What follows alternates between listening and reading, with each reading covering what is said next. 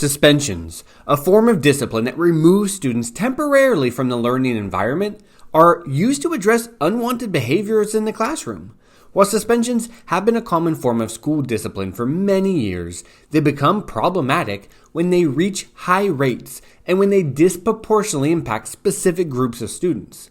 While every student can face suspension, suspensions are not administered evenly across gender, racial, and ethnic categories. Students of color and males are disproportionately suspended and negatively impacted by suspensions. Suspensions can negatively impact students in many ways. Suspension from the classroom can lead to students missing out on information, falling behind in class, and, as a result, struggling with overall academic performance. Suspensions are associated with a greater risk of students dropping out of high school without a diploma. Further, some research indicates that school suspensions contribute to a school-to-prison pipeline. Practices and policies that push students out of the classroom also serve to push them into the criminal justice system. Suspensions in schools for the deaf. While school suspensions have received a lot of attention in the field of education, little if any research exists on suspensions in deaf education. In fact, we have not been able to find any articles or reports in deaf education that focus on suspensions and potential group disparities.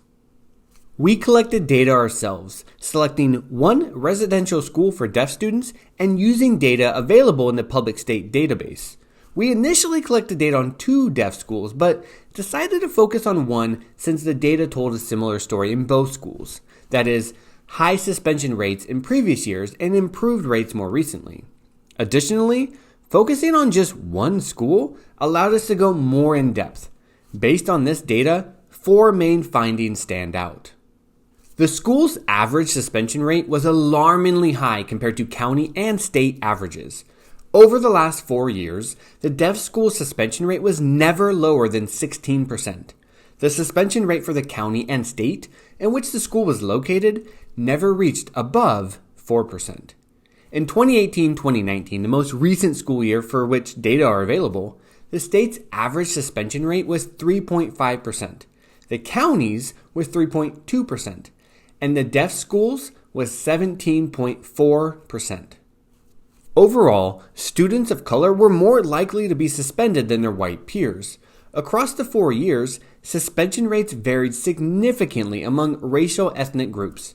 However, every year, the highest suspension rates were received by a group of students of color, most frequently by African American and Hispanic Latinx students. While white students had a high suspension rate, African American and Hispanic Latinx students had an even higher suspension rate. Additional patterns related to race and ethnicity included the following. African American students received the highest suspension rate of all the groups during the last 4 years. In the 2016-2017 school year, African American students were suspended at a rate of 31.3%, a rate much higher than that of Hispanic Latinx students and white students at 20.1% and 18.9% respectively, who were suspended during the same time period. While the suspension rate for Hispanic Latinx students did not fluctuate greatly over the last 4 years, their rate remained consistently high, never dropping below 18.8%. Suspension rates for Filipino students continued a steep upward trajectory, increasing from 5.6% in 2015-2016 to 20% in 2018-2019, more than tripling in just 4 years. There were disparities based on gender. Males were suspended at a much higher rate than females, and African American male students received the highest suspension rate every year. For each of the last 4 years, the rates of suspension for African American males were alarming. In the 2016-2017 school year, for example, the suspension rate for African American male students was 43.8%. The data for the most recent school year presented some positive trends. The most recent suspension data showed a decrease in suspensions compared with the data of previous years. For the 2018-2019 school year, the total suspension rate at the deaf school was 17.4%. Although still high, it is lower than the 2 previous years. although not as low as 2015-2016. Further, compared to the previous year, the 2018-2019 suspension data show a large decrease in the suspension rate for African American students, over 9%, and a slight decrease for white students, 4.6%, and Asian students, 0.8%. The data from this school, though perhaps not representative of deaf schools throughout the country, warns us as parents and educators to pay more attention to suspension rates at our nation's schools for deaf and hard of hearing students. Of course, suspension may in some cases be necessary, but we need to look at schools for the deaf just like schools in mainstream education in light of the negative effects suspensions have on suspended students.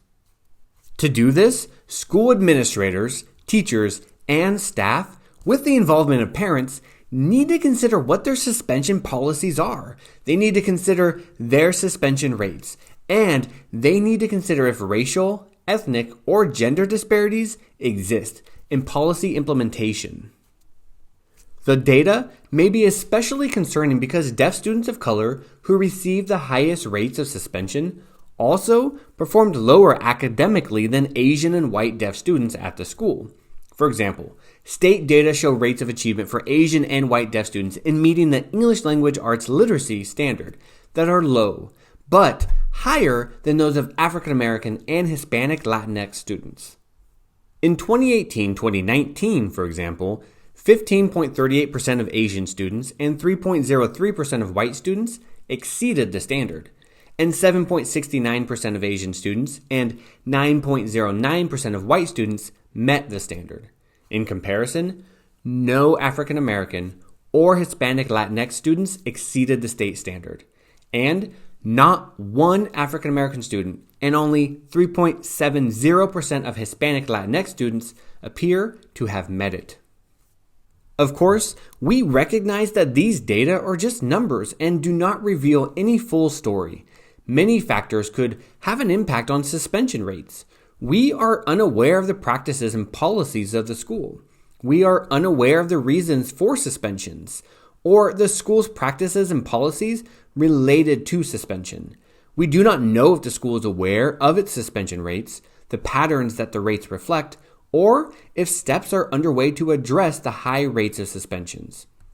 Fortunately, many research-backed strategies exist that allow a reduction in suspension rates. Schools may help to reduce suspension rates if they adopt an intervention that encourages teachers and staff to have an empathetic mindset about discipline rather than automatically responding punitively toward misbehavior.